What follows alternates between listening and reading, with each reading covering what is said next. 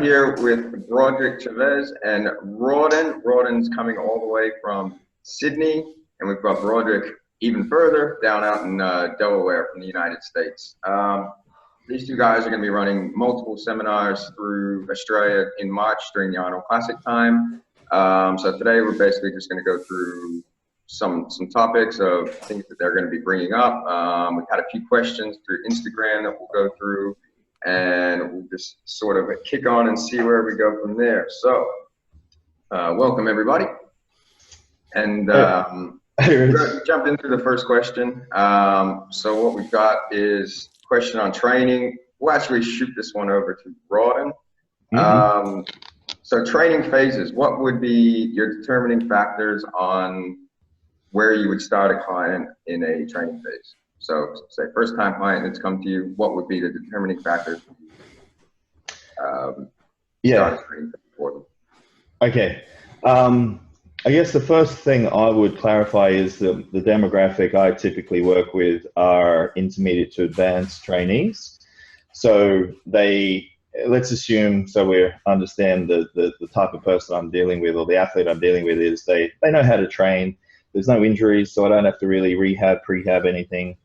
And I can pretty much just get into the meat and nuts of what I would call a hypertrophy specific training program and focus exclusively on that. So I wouldn't have to factor in, strengthening the different parts of the body or anything complicated like that. So I do sort of preface anyone I work with as being able to do whatever I want them to do in the gym.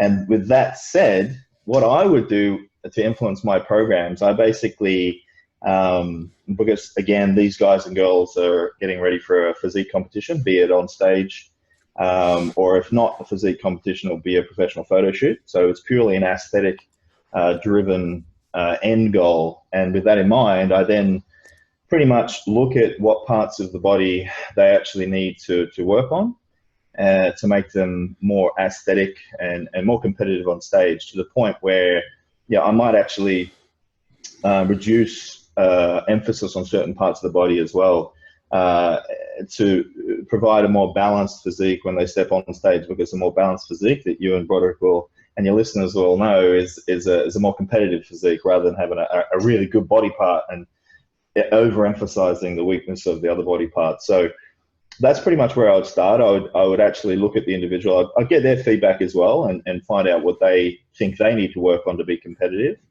And then I would, my opinion as a coach, I would look at them in their, if it was a bikini athlete or a figure or a physique athlete, they'd put the bikini on. I'd have a look at what the physique looks like, see what the balance and symmetry are from front to back to upper and lower.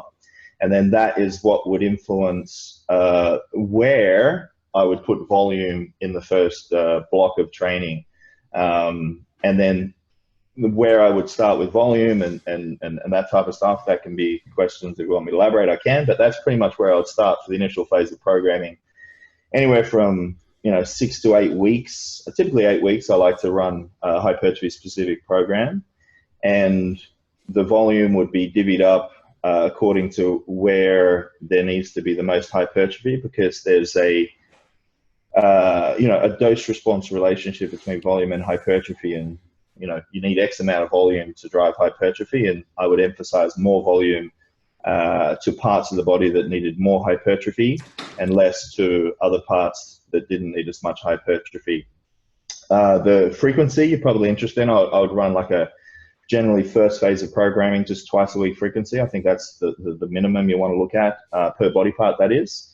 And the volume that I'm referring to there is basically sets, working sets, in whatever rep range I allocate, but working sets in that rep range over the course of the microcycle of the 7-day period.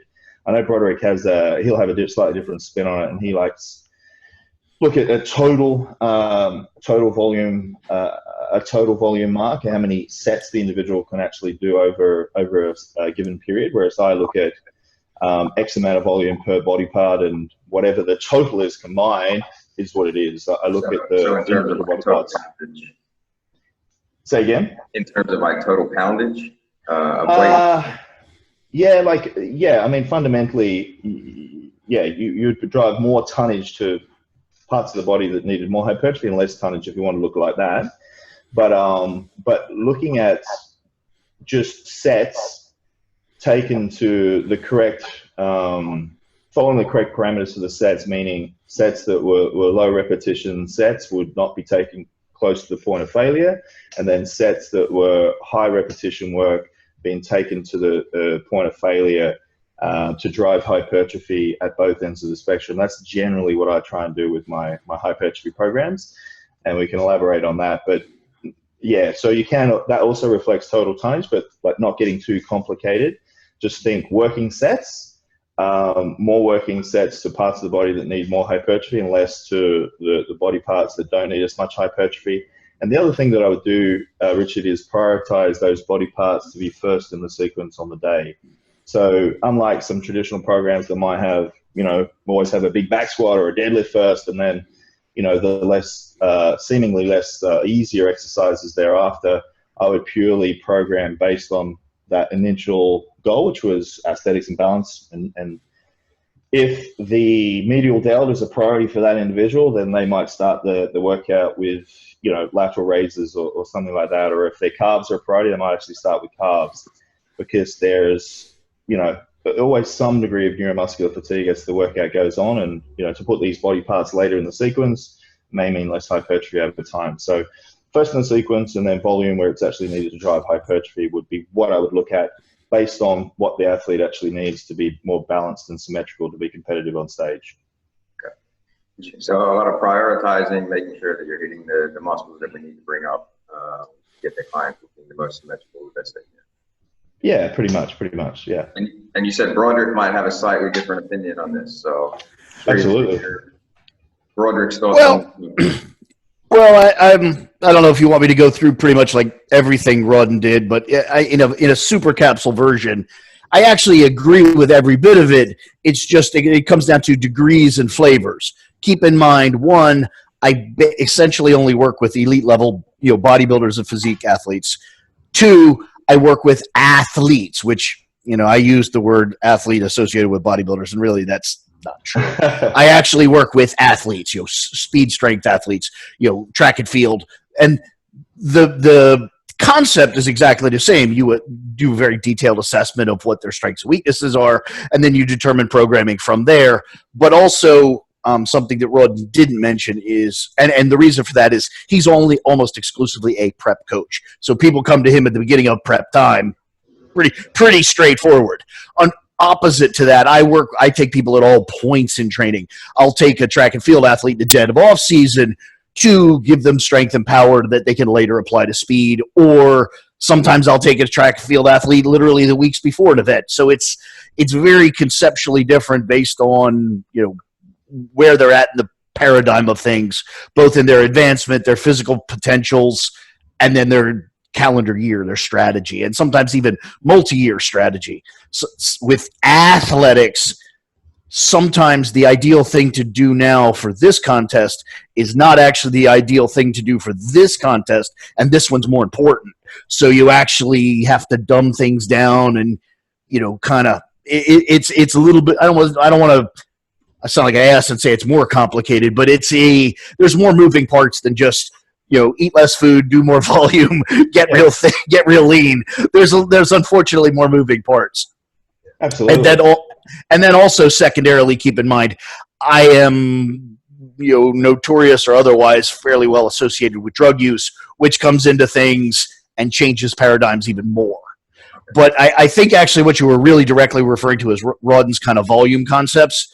So just to dial into that, I would say everything he said is exactly what I would do with a physique athlete, save when it comes to volume time. Rawdon, I believe, my interpretation of what he does is just kind of look at body parts and go, okay, 30 sets for chest and 20 sets for this and 20 sets for that, and it adds up to some arbitrary and undefined, undetermined volume. I do it the other way around. I have a very top-down concept to everything I do. And what I'll do is I'll say, thou shalt have about an average of 100 total working sets per body, and then I will divvy them out according to. So my volume would pretty much go like maybe 2 weeks at 80 sets for total body, maybe 2 weeks at 100, maybe 2 weeks at 120, then the precious deload, and then start over. And so I would basically just kind of have like a running debit, like okay, we have 100 sets to spare. I'm going to give you 12 for chest, and 12, and it just keeps ticking off until I run out of sets. Okay. And Brod, I was just going to say, and you would sort of throw potentially more of those sets to parts of the body that needed more growth? Oh, absolutely. I completely still agree with your concept of prioritizing and very much with your idea of prioritizing patterns and prioritizing exercises within training. I think that's wildly underrated and one of the most valuable tools. The only thing is I just put a little bit more firm parameters on absolute total volume. Yep. Now, the other question that in regarding to this as well that I find quite interesting is how would you, because obviously some exercises are going to be much more taxing than absolutely other exercises. So, it could be 10 or 12 sets of back squats could be, a lot more taxing on the body than 10 or 12 sets of leg extensions. Do you guys have like different ways where you will factor this in, or how do you work with that? Well, in my world, the answer is going to be a lot different than Rawdon's, because in my world, it comes down to one, like leg extensions are going to do absolutely dickola for a power lifter or a sprinter. So it's literally just not even a concept. We don't have that. Secondly, biomechanics comes into it deeply, because you say, oh, well, back squats are so much more taxing. Oh, unless you're fucking Tom Platz and you're so perfectly designed for back squats that they're no more taxing than fucking sitting up from a dinner chair. Then the other side of the coin is you could be an NBA player with a femur, fucking 1.5 meters long, and back squats are a disaster. So it's not as easy as just going, oh yeah, well, this is a compound exercise and this isn't, and that's not really fair, because not only does each exercise have its own idiosyncratic nature, but then so does each athlete have a different relationship with that exercise, which makes it triply more idiosyncratic. Yeah. I would also, when I design programs, Richard, for that very reason that you pointed out, that some could potentially be more taxing, and the caveat or in air brackets that comes in there is more chance of injuries. Doing a high rep with back squat or a deadlift. Absolutely. Deadlift. I mean, it's vastly more potential there than an RDL or a leg press. And so my programs actually had a very, very brief conversation with an athlete that I started coaching, and she sort of questioned whether no back squats, because back squats are the best. They're excellent. And I said, well, yeah, but I'm just trying to focus on quads for that particular day. I'd rather just isolate quads and not worry about the back and form and techniques. You can flop into a leg press and belt out and just focus on but placing the tension where I really want it, which is the quadriceps, and then we'll work glutes on another day, et cetera, et cetera. So I break the body down into, different bits and pieces, and we'll just isolate those pieces. And because it is purely trying to get that body part to grow. Now, that said, I would probably not say that the athletes that I coach become unbalanced and maybe if they were to go for a sprint or anything like that, they pull a hamstring, but I am purely aesthetic driven, and I just focus on the different parts of the body. So carryover for athletic performance, I would say would come is a bit of a myth. It's a completely different needs analysis between exactly. So for me, I just look at, okay, what does the knee do? What does the quad do? It extends the knee, great. Okay, what's the most basic machine there? Okay, leg press, great. Stick them on there, or a hack squat, or to be honest, I gravitate two machines away from, free weights, simply because it is less demanding. They just don't have to think as much, and they can sit there. They got some support, and they can just bang the repetitions out. Because remember, I like to push things from both ends of the spectrum. So. And again, we can have a conversation as to why I think that's advantageous if hypertrophy, just pure hypertrophy, is the end goal. So I like to have more machine work done so they can hit that 20 to 30 rep range if needed, and they can maintain a certain level of form and technique. I would never program that. I mean, rarely program that with a back squat or anything that was a little more complex. could possibly agree with that more. I have a lot of exposure in my youth with the actual high intensity guys, Ellington Dart and all those guys, and not publicly because they have a certain image and marketing concept to say out loud, but privately, one of the basic points they all intimate, what I absolutely agree with, is most people just suck at performing compound exercises. They are just fucking terrible at bench pressing, squatting, and deadlifting, and the best thing for them would be to fucking avoid it and do machines that allow the machine to at least impose some manner of reasonable, safe, full range of motion. And I agree with that entirely. I'm personally a strength athlete, and to hear a strength athlete, champion machines seems to throw people off, but and believe me, I go to the gym and I look around and I'm like, well, that's fucking wrong. Yeah, but I will say, for if anyone that doesn't follow Brod's on Instagram or social media, he walks the walk. He will be back squatting a couple of times a week, deadlifting conventional. So I mean, absolutely, he certainly does all that. I've never seen you in a machine. I think maybe once or twice I might have seen you in a machine. So that's actually coming from someone that eats, lives, and breathes the free weights and compounds. So yeah. Well, keep in mind, I said most people suck. I mean, I have been a world-class powerlifter in my life. I'd like to believe I'm reasonably good at the fundamental motions. Yeah. But, just walk into gym X, Y, or Z and try and find somebody squatting properly. Yeah, you might as well just fucking bang your head on the nearest machine because it's not going to happen. Yeah, absolutely. So, yeah, I mean, and it sounds as well like you guys chatting, it's the exact same end goal, slightly different ways of getting there. Almost you'd say just like a different formula to get there. But well, Rawdon and I have conversations literally every week. He and I speak. So, the one thing we come back to, and I'm just balls guilty of this. I say it way too many times. It's cliche, but you can't cheat or reinvent biology. This shit is what it is. There is only so many ways to make the end goal because the body only works so many ways. There's no, these people that claim to or seemingly have some secret method, they fucking don't. They can't. Like, we're all the same species. We all work the same way. There's just no difference. And I think really, Rods, it's ways to try and avoid working hard, which is fundamentally what you have to do. Absolutely. Yeah, absolutely. That's what all the goofy fucking distribution of cardio. Oh, it's better. It's secret because it's morning fasted, or it's in the middle of the night, or it's right after my workout, or it just comes down to fucking minutes on the machine. It doesn't matter. You fucking do it anywhere, anywhen. Fuck. So the key attributes here with hypertrophy. So we're gonna have a look from an aesthetic point of view at the moment. Okay. If we sit here and say, you guys, the top two determining factors for creating muscle hypertrophy, like when designing a program, the two major factors that you would look at would be, start with Broderick. Drugs and calories. Calories. I'm not being difficult or daft. I'm quite literally.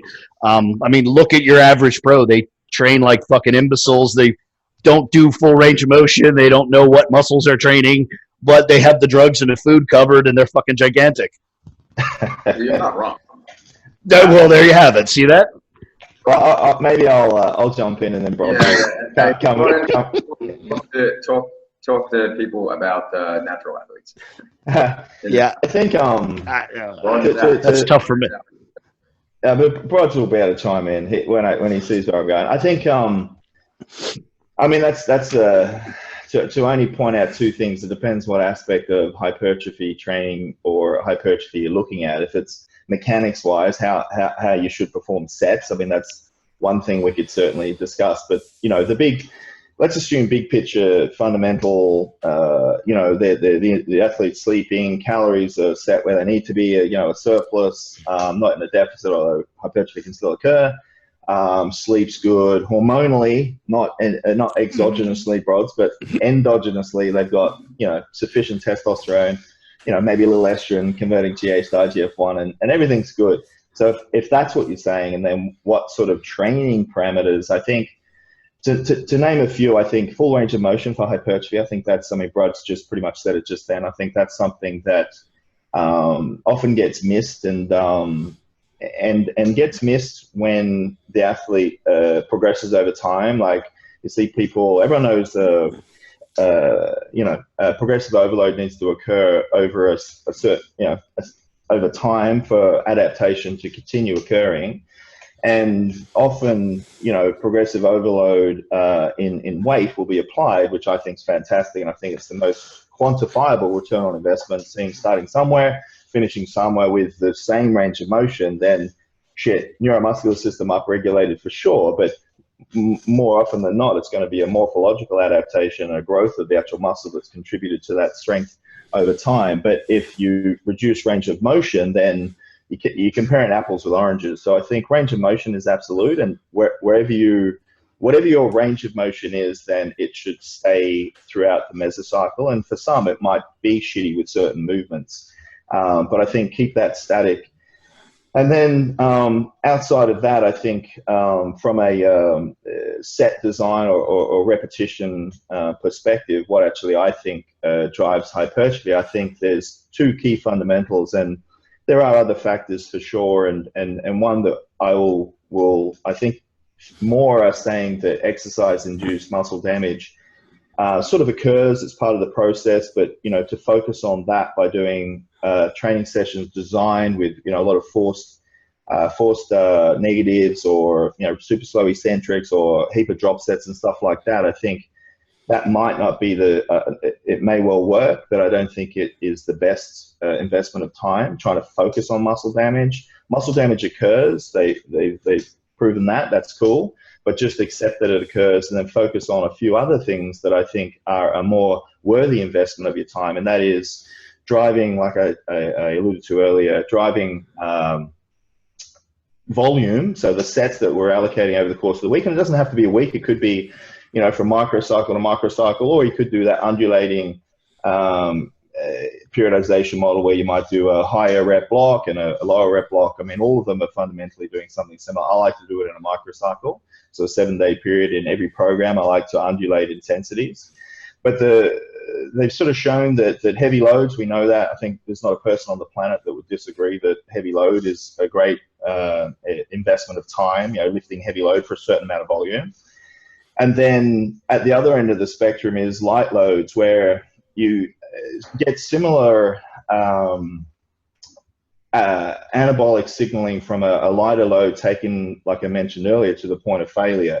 And that's the sort of caveat when you think about these different rep ranges that you're allocating to your athletes. You have to sort of remember or be aware that that's cool doing lighter. And by lighter, if you're looking at percentage of 1RM, anywhere between 30 to, you can probably go up to about 90%, but 85, 90%. Going over 90%, you can absolutely do it, but it just takes you so long to get the volume in, it becomes impractical. And if you go to the other end of the spectrum, you can go less than 30%, but again, it takes you so long to get to that point of fatigue where you're getting full motor unit recruitment and fiber fatigue that, again, it becomes problematic, and it just takes you too long to get to that sweet spot that you need to get to. So somewhere in the middle there, 30 to 85, 90%. So rep ranges anywhere from, I like 4 to 6 would be the low end of the spectrum, up to sort of 20 to 30 repetitions. But the rule of thumb is, if you are doing the 4 to 6 rep work, it is, look at it like it is the actual load, the heavy load that's getting the nice fiber recruitment and the fatigue generated in the volume that you're doing in that rep range. And then the lighter work where you're hitting that 20, 15, 20, 30 rep type work, it's taking the muscle to a point of failure, or close to, or just short of.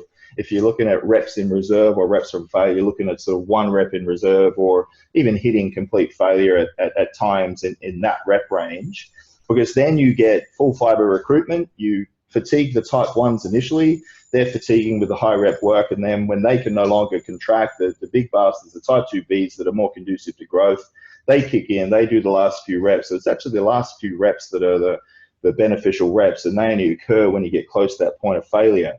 But the advantage of doing both ends of the spectrum is, if you think about that 4 to 6 rep range, you get very little fatigue on the type 1 muscle fibers. They pretty much tap out. They can't do a fucking thing because the load's heavy. But the type 2 are more conducive to growth, so we fatigue those. Excellent. Anabolic signaling, great. We've got hypertrophy over time.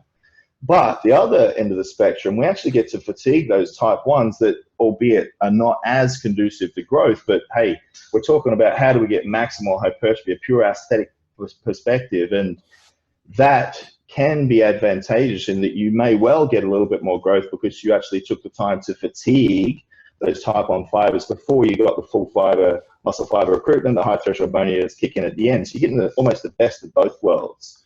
But there is also sort of, if you don't lift heavy, then your tendons and connective tissue don't sort of strengthen, and that can be a rate limiting factor if you never lift heavy. And then if you lift heavy all the time or heavier, then you can cook your tendons and connective tissue and joints. So I really think if your end goal is hypertrophy, to periodize between the both ends of the spectrum, because it's been shown in the research that they do actually drive hypertrophy comparably, to the point where the lighter work seemed to give a more robust elevation in muscle protein synthesis, which you could argue that it's actually better at driving hypertrophy, but I wouldn't go that far. And the other thing is, look at bodybuilders, what they traditionally do, and there's always exceptions, Ronnie Coleman, and we've spoken about this, Brods. Ronnie was still doing high volume. He was still doing high work. It was just like the strongest fucking dude on the planet. He was a 300-pound bodybuilder. He was doing 20 to 30 reps, but that was just with 300 pounds. Exactly. I don't know how many times I've had that conversation. Like, oh my God, Ronnie Coleman does 500-pound barbell rows, but then when you watch the fucking video, he's also doing 12 reps, just like everybody else. He just happens to be twice as strong as everybody else. It's not that he trains heavy. He trains appropriate to the rep range in which he's trying to train. Yeah. Just fucking right answer. I think it's obvious, but also important to note that in regards to that training heavy all the time, I mean, the chance of injury is rapid. Absolutely. When you look at, when you're working with clients that are intermediate to beginner as well, I mean, that sort of rep range, like I said, can push injury rates up so ridiculously high. And then when you look at it on the long term, it's like, yeah, cool. You can't. It doesn't matter what you do if you're injured. You can't grow. Yeah. Well, I mean, again, so, something that I can offer quite specifically that people just look at me with disbelief. I work with and am in communication with the absolute best strength athletes on planet fuck Earth. All the whole planet. Of them, at least 75% train under 75%. 75% of the time. Yeah. They do. The strongest people on the earth rarely go above 75% of 1RM.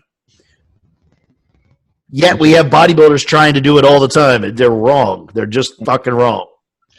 Yeah, and I think that's a really awesome point that you made there, Richard. Yeah, the chance of injury just goes up exponentially when you're lifting heavy all the time. And the reality is with that connective tissue and tendons, and I've spoken about this with Broads and actually Lukey Tulloch, and Henselman's actually said that this is the case as well. I think he was the one that sort of explained it. But it's they take longer to develop strength. Like they have a muscle has a SRA curve, so a stimulus recovery adaptation cycle, and that basically mimics the muscle protein synthesis closely. But the tendons and connective tissue take much longer to strengthen, and if you don't sort of do your time with some of that heavy work, then the actual tendons and connective tissue can be a rate limiting factor for the size of the muscle. The body's smarter than what we are, and if our tendons and connective tissue are just piss weak because we never lift over 60% 1RM, then you could be holding yourself back just from a tendon and connective tissue perspective. So I think there's arguments for pros and cons in each end of the spectrum, but I think if you just spend time, you're hustling those low rep work, but not taking it to the point of complete failure simply because you don't have to, and taking a back squat to the point of complete failure. I mean, that's a recipe for fucking disaster if you want one. And then going to the other end of the spectrum, because you can preferentially, get a bit more hypertrophy with the fatiguing of the type 1 fibers. Plus, you give a break to the tendons and connective tissue. And the other thing that I will sort of throw in there, I don't know if you're going to ask this, I think understand what you're doing in the gym and sort of sign off on, okay, that was a productive set, the numbers have gone up from last week, and don't necessarily chase that pump and you know, that immediate feedback. I think a lot of coaches get caught up with, and ourselves get caught up in it, where we got to look for that, you know, that fatigue where we're crawling out on all fours, and you know, if we don't do that, or our client doesn't sort of scream and cry at the end of a set of back squats, that, you know, we're shitty coaches. And we tend to write programs that are going to do things like that. So so if any other coach looks at it, it's like, wow, that program's intense. Look at all these things together. My programs are boring as fuck. You know, they're straight set, do one, get the numbers, add load of the week prior, great. Chase the pump on the high rep work later in the week. You know, get to that point of fatigue, set done. You don't have to then keep drop setting and then, you know, throwing all this other stuff into, you know, chase this feeling and this feedback we're looking for. Trust in the process and understand what you're doing in the gym, because that muscle damage that I mentioned earlier goes up exponentially when you are playing those games and you are chasing that pump and everything else. And then that can become problematic over time, because then you can't get your volume in, and you know, try and train with, you know, muscle soreness the next day, and then the numbers are down, then you're not driving as much load, and it sort of throws a spanner in the works of you know, good program design when you are dealing with excessive amounts of muscle damage. So yeah, that's what I would also throw in, sort of trust the process and understand what you're doing, and don't necessarily chase that immediate feedback. Look at the numbers and what you're doing as a gauge of progression, and how you actually look. Well, that comes down to something that, you know, you and I have talked about, and I've said 100 times, you know, publicly and on stage. You know, I get a specific example of this, but it applies to everything Rawdon just said. I don't know how many times I've heard, you know, athlete X, Y, or Z go, oh, well, I took, you know, Primobolan, or I took Anavar, or I took some other drug that's labeled as mild. This is my point. And then they'll say something like, I didn't feel like it was working. What the fuck does muscle growth feel like? Go ahead and explain that to me. What feeling tells you that you're protein expressing? What does that feel like? Yeah. And the same thing with these people in the gym. Like I was looking for a certain feeling. Well, what the fuck does that have to do with anything? You feel happy, you feel sad, you feel like having chocolate. Somehow that's going to have something to do with your biceps? Get the fuck out of here. All right, I think we should pull the topic over to nutrition a little bit now. So I think we've got the training pretty well covered today. Cool. Just an overview, but going through nutrition now. So after having a ton of consultations with you, Broderick, you know, I became sort of fascinated in just listening about the nutritional sides of, you know, how to set up nutritional programs and the needs analysis for athletes that are natural and athletes that are not natural. And to me, my vision of it basically was basically exactly the same. Which, you know, speaking with you a bit, there are a fair few differences and different ways that you can change things around. So I'll just start with you, Broderick, and just some of your thoughts on the differences nutritionally between athletes that are natural and athletes that are not natural. Well, I don't want to contradict you, but I'll frame it in a different context, I think, is what I'm going to do. The answer is, it's exactly the same. We are the same species. We're the same creature. The cells metabolize the same way. But there are definitely differences, because just like in automobiles, you go down to the car dealer and buy the family station wagon. That's an internal combustion engine with little, you know, pistons and shit going around. And then you buy a race car, you buy a Ferrari. Conceptually, it's exactly the same thing. It's an internal combustion engine. You got pistons, you got a timing belt. All the shit's the same, except when you look at it, you realize, well, they're not exactly the same. Somehow they are different. And difference is the margins, the order of magnitude, the amount of horsepower, those sorts of fuel consumption, those sorts of things. And that's what you have with drug use. At the end of the day, no matter what drug you're taking, your body's going to convert, you know, glucose into ATP and run cellular processes. But the difference is, and, you know, I hear this all the time from the ardent natural people, is like, oh, you're so high carb. And I'm like, no, I'm not high carb. I'm of big people. big people eat lots of carbs, not because carbs are magic or because drugs are magic. It's because drugs make people big, and big people need more carbs.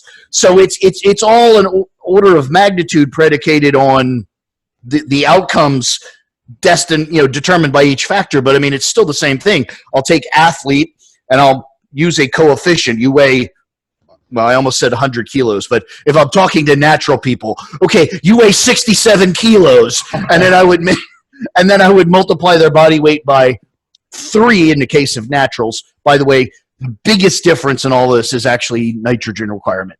The more anabolics you're using, or the higher you are on the natural anabolic scale, if there even is one of those, the less nitrogen you need. Androgens make you nitrogen efficient, protein efficient.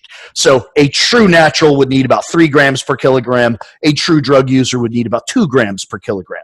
And I would simply do the math. It's just a math equation. You weigh this, by that coefficient gives you this. Move down to fat, I would do exactly the same thing. You weigh this, I would multiply it by, again, a natural, I'd probably put it about 1 gram per kilogram. A drug user, I would put it less, maybe 0.5 grams per kilogram. Yeah. Get a number. I'd add them together. That's immutable. And that's not this fucking undulating, gyrating bullshit. Like, I'm training today, I'm sleeping tomorrow. What the fuck? That's every fucking day, because you're going to weigh that every fucking day. That's the answers. Doesn't change. Ever. Until you want to be bigger or smaller. It doesn't fucking change. And then carbohydrates would simply be the necessary energy. And that would be based on kind of maybe food journals, or if need be, my best guess. And we would simply take, total calories. We would subtract this immutable number we already got from it. We get an amount of calories. We divide that by 4. That's grams of carbohydrates. Diet's done. Yeah. And then question with Rawdon is another one that I've had a fair few questions about recently that I just figured I'd bring this up to you because you know I'm better at the answers than you. In terms of setting diet plans, now, do you tend to lean more for, regardless of whether it's maintenance, surplus, or deficit, of using one sort of calorie scheme throughout the week, or do you prefer sort of adjusting like a high or medium or low, or what factors would that depend on? Yeah, I'm sort of echo what Brod said there. I tend not to. I know the guys do that, and I think metabolic flexibility. They'll give a rationale for it, and keeps the metabolism guessing and this type of stuff. But I want the metabolism to adapt and lose body fat if I'm dropping calories down. So I keep it pretty simple. But to answer your question, yeah, I do set calories up, and typically my athletes will train Monday to Saturday. I like a 6-day split, and they rest Sunday.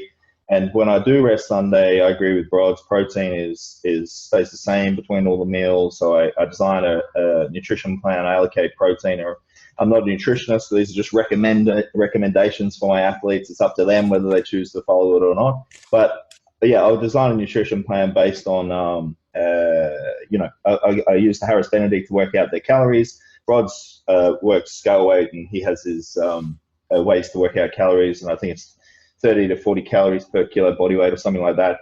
I use the Harris Benedict based on height, weight, age, and spit that out. Then I multiply that by 40% to get what I would deem or call a baseline energy intake, and that's what they would have on a Sunday when it's just baseline. They're not training.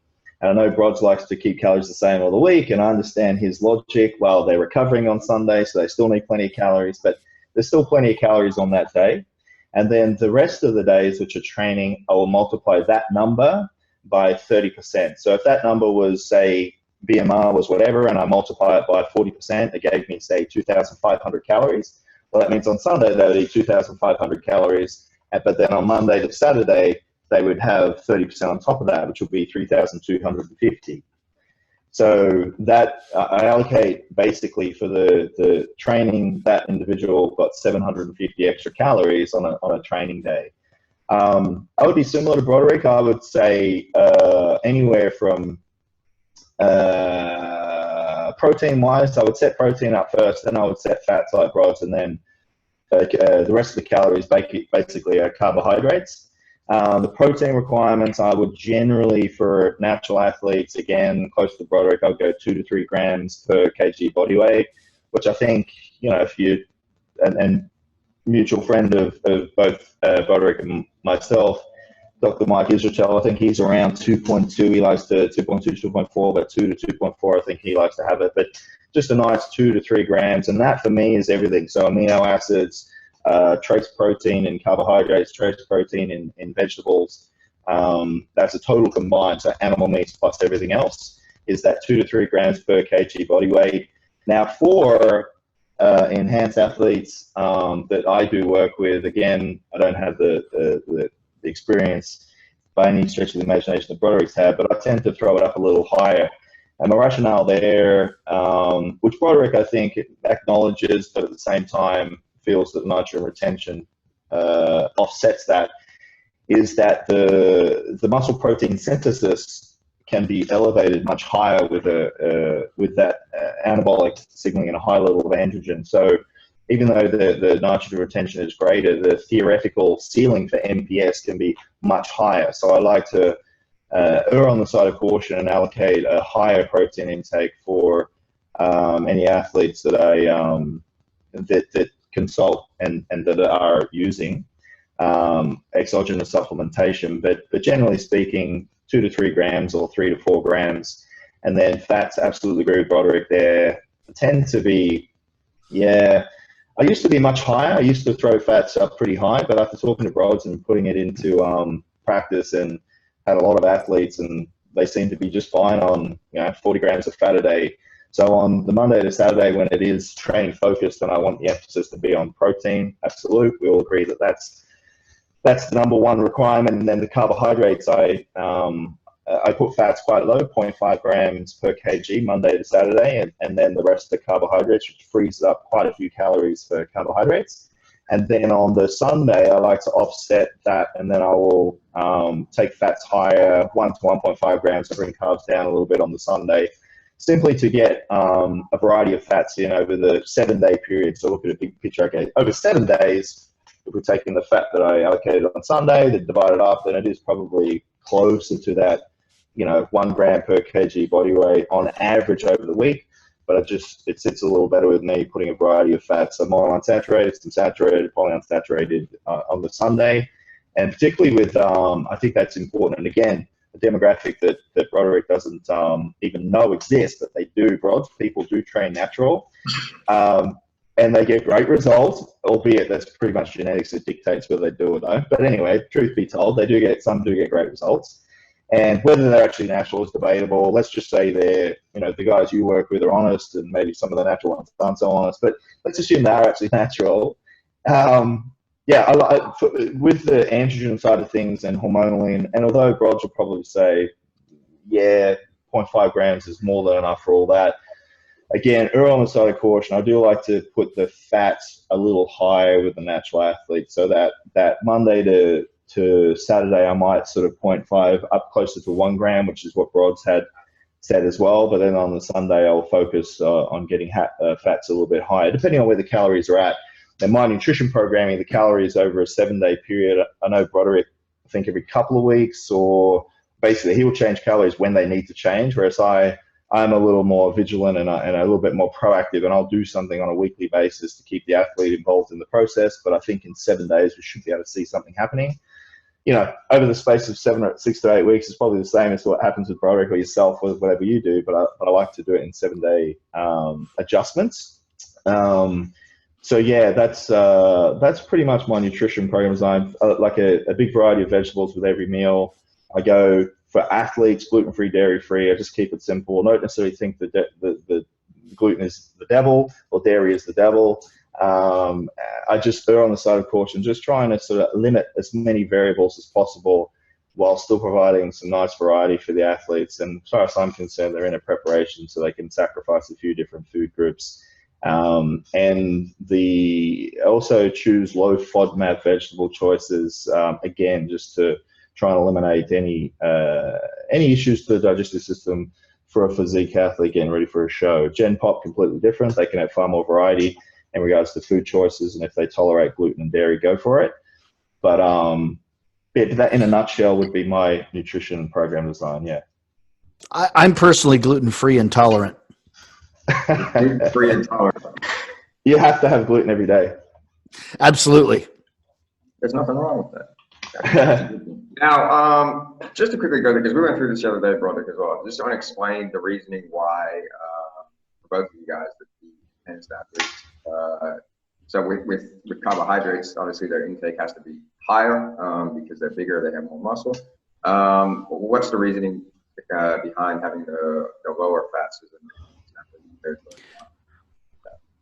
Well, there's a number of reasons. The first and most obvious is the one naturals immediately latch onto is I'm eating good fats. First of all, like some are white fairies and some are black fairies. Like there's good and evil fats. Like I fucking don't know, but anyway, the thing the mantra you hear is it's for my hormones. So sex hormones are made from fat. Well, yes, they are, and the sad truth is that even worse, they're made from saturated fats, cholesterol to be specific.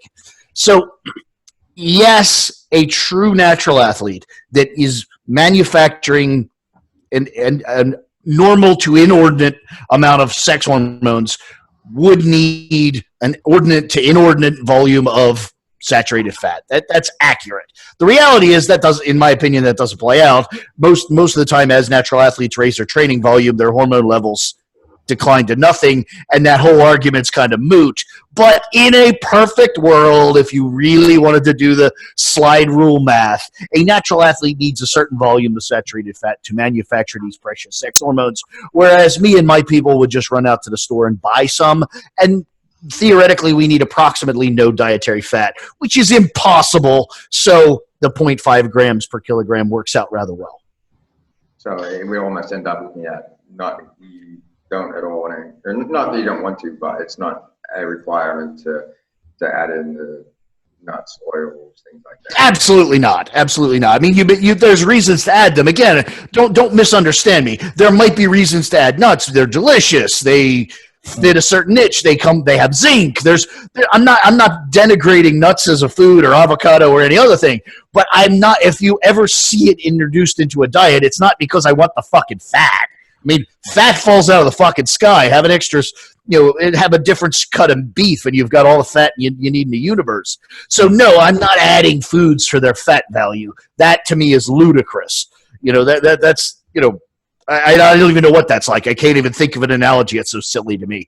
But but then foods have value. Like I said, nuts are a great source of zinc and potentially iron in some cases. And so they have value. They have nutritional and dietary validity, but that validity is not their precious fat value. Mm.